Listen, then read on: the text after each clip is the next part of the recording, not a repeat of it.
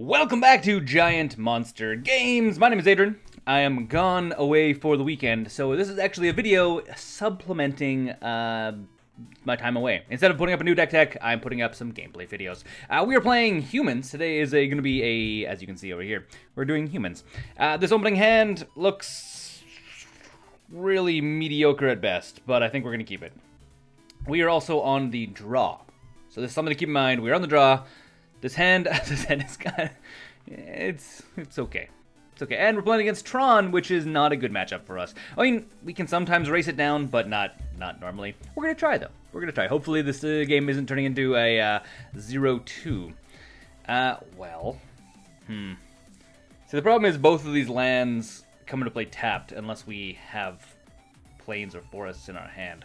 I was really hoping that we actually had this. So what we do is we run down the Sunpetal Grove, because if we draw into a land that is a forest or a plains, we can actually play this guy next turn, untapped. So, plans. This is what we have. Theoretically, we could have played this town tapped, and then if we draw into a land next turn, we could play that tapped, play this one untapped. Oh, no, we couldn't. We'd play that one instead of this. Doesn't work out. Doesn't make much sense. And does opponent get turn 3 Tron? If our opponent gets turn 3 Tron, we are so freaking roasted right now. Yeah, so roasted. What do we have in the sideboard? I honestly don't remember. What is it? Oh, Sylvan Scrying. Ooh, interesting Sylvan Scrying. Haven't seen that one before. Pretty cool. So opponent has 2 pieces of the puzzle. We did not draw into another land. Huh. Well. What do I do with this? I mean, I'm really tempted to scoop right now. We're going to play Hardened Scales and then Fortified Village tapped and cry ourselves to sleep at night. Yeah, it's gonna be bad. It's gonna be really bad. Oh yeah, our opponent messaged us. You guys saw it down here, kind of behind me, saying our opponent won't. Oh, apparently. Hey, apparently our opponent knows us. Welcome. Glad to be playing against you. I do have a channel. Yes. And yeah, play the Fortified Village. So yeah, opponent recognizes who we are. Super excited. And no, we don't have anything. Okay, give our opponent the smiley face. And let him go. Opponent can take his turn. Yeah, glad to be playing against someone that knows who we are. It's always fun. Always exciting. Literally, we're doing nothing on our turn. This is such a bad. I should have mulliganed. I should have known better. Feel like. I mean, the thing is, if we would have drawn to any other land that wasn't, again, one of these 2 lands, we would have been pretty good. This is awesome. Do we have any way of dealing with that guy? Remember that time I drew into another Fortified Village? Super exciting. What do I even do? What do I even do? I could play Thalia's Lieutenant. When it enters the battlefield, put 1 counter on each human we control, which is none. We could play this guy. Going to second main phase, by the way.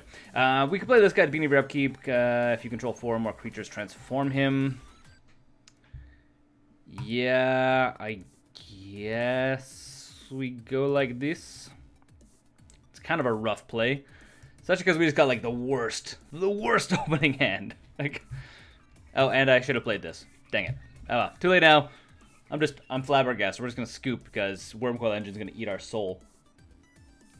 Soul-eating goodness. Soul-eating goodness. No. Not good. Well. We'll see what goes. I mean, Tron, we're going to keep playing it out because we're going to see what other pieces of Tron he has. I'm guessing it looks like it's just a mono-green Tron, but it could be red-green Tron as well. So we're going to see what it is. We're gonna see. I think mono green Tron is the popular one right now, just because it's more consistent technically.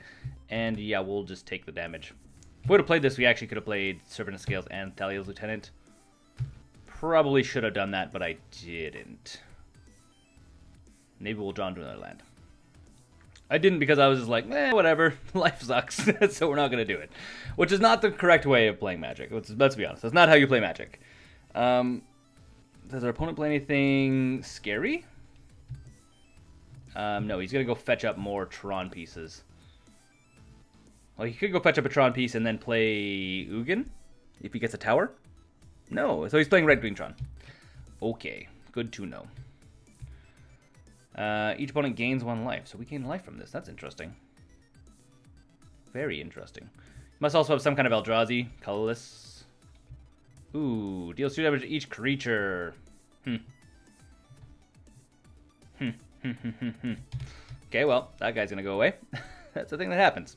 Thing that happens once in a while. Okay. Servant of the Scales as well. We don't have a thing to reveal. We could go double Servant of the Scales. I think that's probably the best bet technically right now. Technically. And they come in as 2/2s, which is nice. And when we chump block the Wormcoil engine, we will get counters onto the other one, so it actually become quite large. So that's going to be okay. And then if we play Thalia's Lieutenant next turn, we can get even more counters on them. Assuming he doesn't wipe the board again. I don't think they run double Kozilek's Return. He could be running Ugin, though, which will just wipe the entire board. Or 9. 9. What plays 9? What comes down as 9? Or 8. Or Ugin for 8. Yeah. So he's going to exile each creature with converted mana cost X or less, which is going to be 1. Goodbye. Fun times. That's good. That's good. I'm glad. I'm very glad. Good to see humans against Tron. Tron, I mean, a lot of the decks I have, by the way, backing up, taking a step back. I'm complaining because I'm playing against Tron, but in reality, a lot of the decks I have aren't well matched against Tron. There are a few decks that are, like, very good against Tron, but most of them aren't good against Tron because if you're playing casual Magic, likely your friends aren't going to be playing Tron. It's a competitive deck, costs a lot of money to get a really strong version of Tron. You can build a cheap budget version of Tron, which is like the one I have, which plays more fair spells. Like Ugin coming down, obviously turn 4 if you're going to be playing him, if you're playing on curve properly. Turn 4, drop Ugin, draw, wipe everything off the board. That's not very fair Magic in the grand scheme of it all. And I guess we'll play the other Hardened Scales, and then we play... The problem is he's just going to minus Ugin again. Okay, GG. Game 2. I have no way of coming back from that. No way of coming back from that. Let's go to sideboard. See what we have in the sideboard. What do we have against Tron in the sideboard? Yeah, it's just such a hard matchup. Such a hard matchup. Okay, sideboard horrific. Do we have anything good in sideboard? Nature's Claim is decent if we can get it early, which is a thing. Soul Warden doesn't really do much. Brave the Elephant. Brave the Elephant. Yes, Brave the Elephants. Also doesn't do not much for us because it's protection against target color, not colorless, which is, well, sucks. Fiend Hunter, when enters the battlefield, exile target creature. Yeah. We don't really have a Tron hate package in this deck, which is rough. So Fiend Hunter, I guess, comes in. Things that are just going to be not as good. I mean, she's good, but not amazing in this matchup. Anafenza, we take out one of you. Because if we can get rolling with you, it's fine, but generally we're not going to get rolling with Anafenza. Banishing Light, exile target, non-land, permanent has to stay in. Wish we had more of those in the sideboard, to be quite honest. Soul Warden isn't going to do us anything. Core Firewalker could potentially protect us against Anger, but I highly doubt he's running Anger. Because why would he run Anger over... the one that blew us up last time. I don't remember the name of the card right now. Not the top of my head. And what else do we take out? I guess this guy? I think that's really it. We just bring in Fiend Hunter. I mean, obviously we could bring in Nature's Claims. The problem with Nature's Claim is... Actually, maybe Nature's Claim would have been a good idea. It blows up Wormcoil engines. It blows up a lot of things. I probably should have brought it in. Probably should have. We're going to play first. And a really bad opening hand. Mulligan that away. And this is worse. No land. Mulligan again. Wow. We're just getting... This is just the best set. We're going to keep this. Hardened Scales.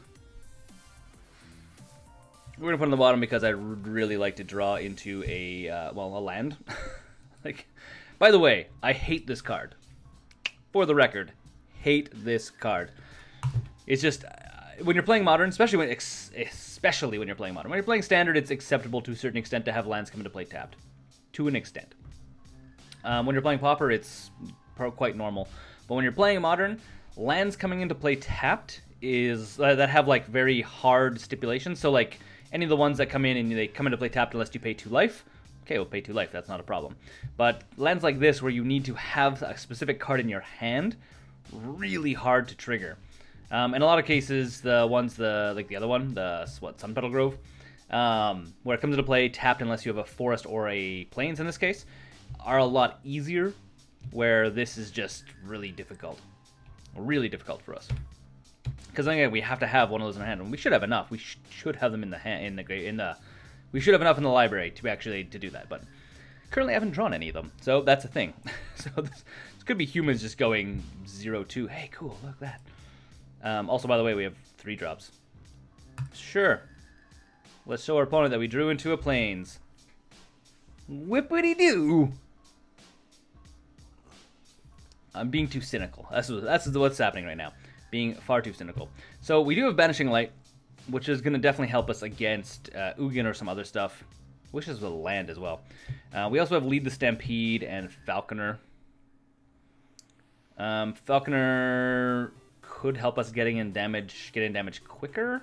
We'll see what we draw. We'll likely play Falconer because we don't have enough. I mean, we need to get damage on the board. So playing Lead the Stampede is going to get us creatures, which is cool, but not cool enough, you might say.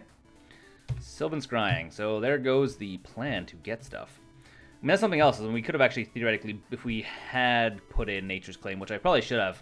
Thinking back, I mean, I feel like I should have really put it in. We could have blown up his Chromatic Star, which, I mean, technically wouldn't have done anything, but he drew a card off of it, so. And this one actually, when it dies, when it's put in the graveyard, it does go anywhere. It just doesn't get the mana. Okay. So, play a Plains. I guess we run down the Falconer. The nice thing with the Falconer is at least it'll start getting damage in. So, slow damage, not fast enough damage, but damage is still damage. So, let's see how it goes. We'll see how it goes.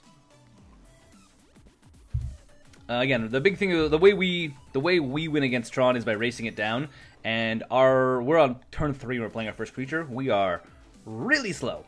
Really slow right now, so something to make note of. Something to make note of.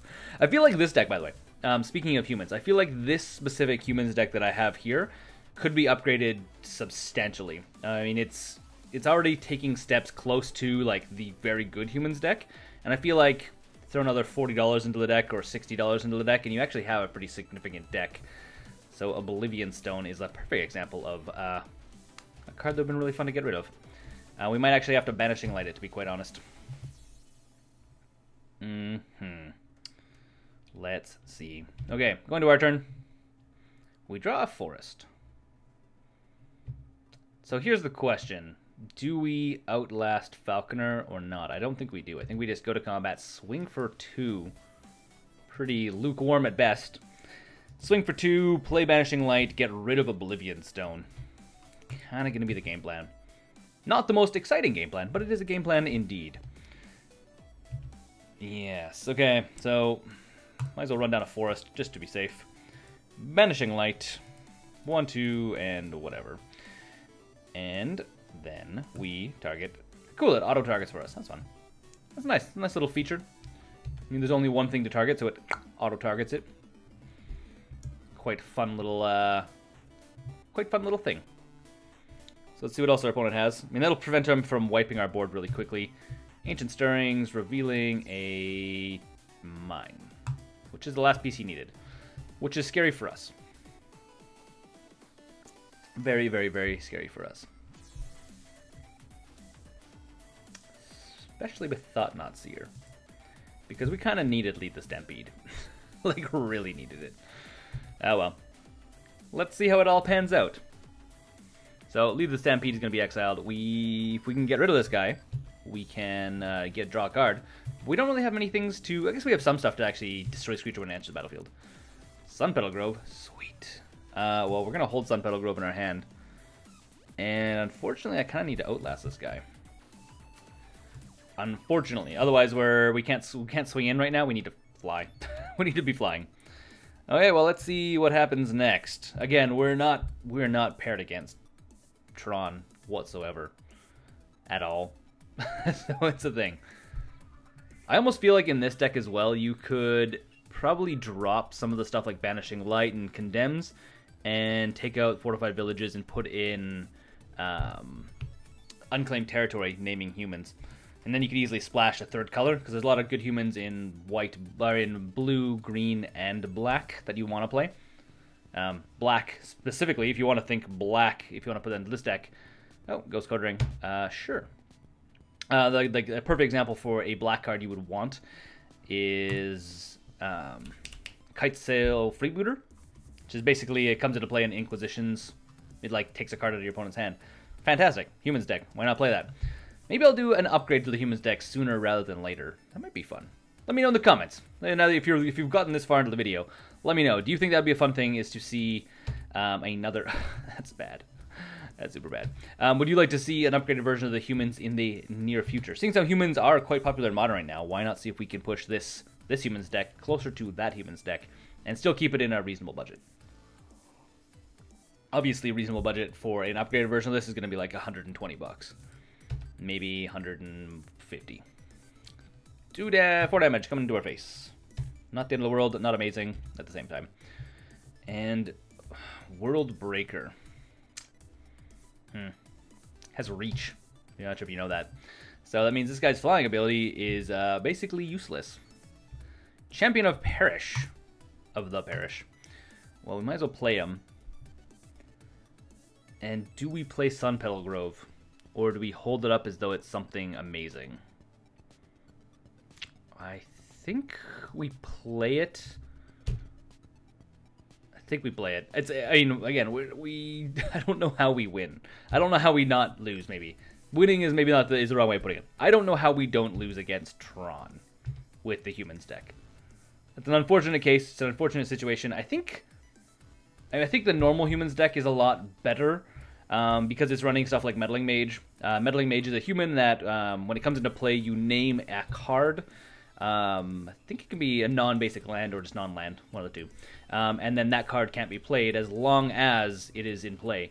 So what you end up doing is you're using stuff like Kite Sail Freebooter, where you get a look at your opponent's hand, remove a card from it, and then next turn you play Meddling Mage, naming whatever card was in your opponent's hand that you know you don't want them to cast, so then they just get locked right down. So in this case, you'd be like, okay, I don't want you guys to play Sylvan Scrying, so you search their hand, grab Sylvan Scrying, play Meddling Mage. They can't play cards anymore. Super funny. And the problem is Meddling Mage is like a $15 card, or I bet it's more now. I bet it's way more now. When I got mine, they were like 14, 15 bucks. I haven't looked at the price recently, but because humans have become quite popular, I'm willing to bet it is way more expensive right now. So I'm not sure why I'm not just skipping through our opponent's turn here.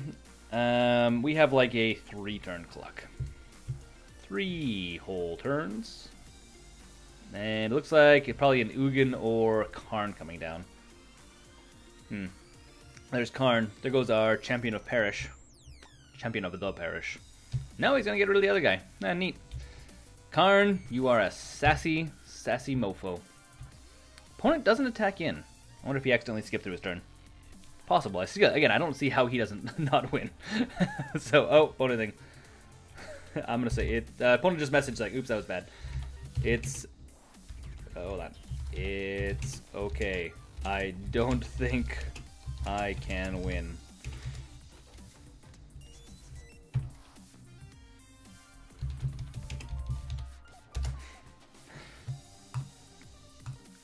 Hey, let's play another Captain of the Parish. Yay, look at that.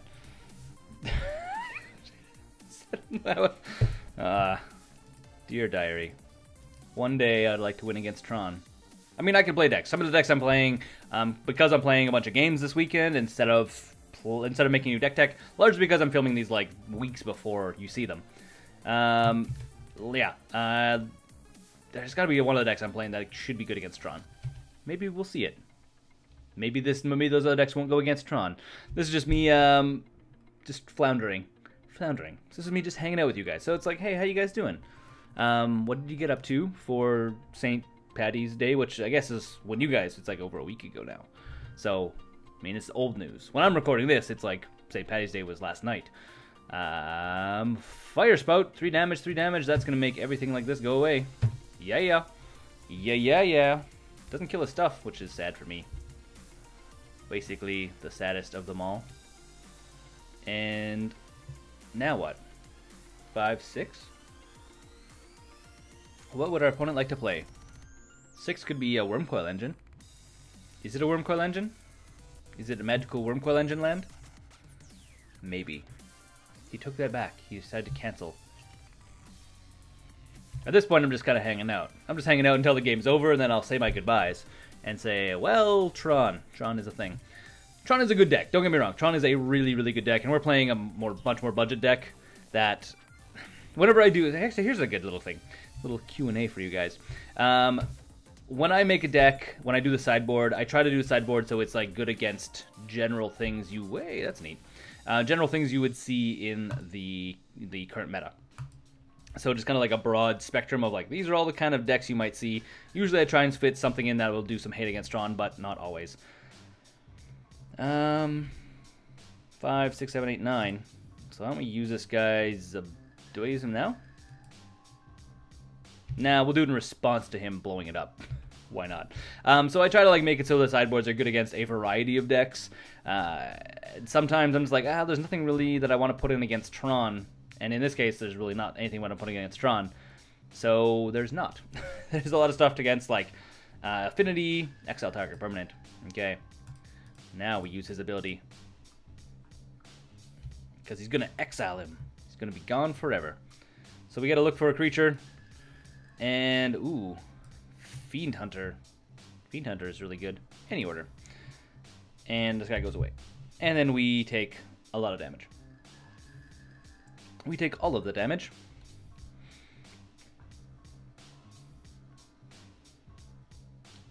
Okay, well, it's been an interesting game. We can theoretically play Fiend Hunter, exiling Thought-Knot Seer. Unless he makes us discard a card somehow. Which is possible. Or unless he plays another Thought-Knot Seer. Which is also possible. It would be unfortunate for us. It would be very unfortunate for us. Oh, Eldrazi TRON. Now it's going to be another World Breaker, which is going to get rid of probably this thing. That could be or could be Banishing Light. No, it's going to be land. Why wouldn't you attack the land when you have the ability to? Not a problem. Not a problem at all. Okay. Expedition map. Ooh, it's a shiny one. Shiny Expedition map. And we get a Falconer. That's neat. Well, let's play Fiend Hunter. And these guys don't have Trample. So let's grab a card. If it is a... yes, would like to use it. We draw a card. He's going to just make us exile this, by the way. But we might survive another turn. We will fight to the end no matter what. We draw a Plains. That doesn't help us. GG, opponent. GG. Thanks for the games. That's us losing to TRON. Conceding the game. Well, yeah, TRON happens. TRON makes things happen. Until next time, my name's Adrian. This has been Giant Monster Games. I'm gone this weekend, so that's why I'm watching gameplay, not a deck. Until next time, don't forget to game like a giant monster. Thanks for watching the videos here on Giant Monster Games. If you want to support the channel directly, we now have a Patreon page which you can go and become part of the broader Giant Monster Games community. Additionally, if you want to see some other awesome videos, you can click right here or right here.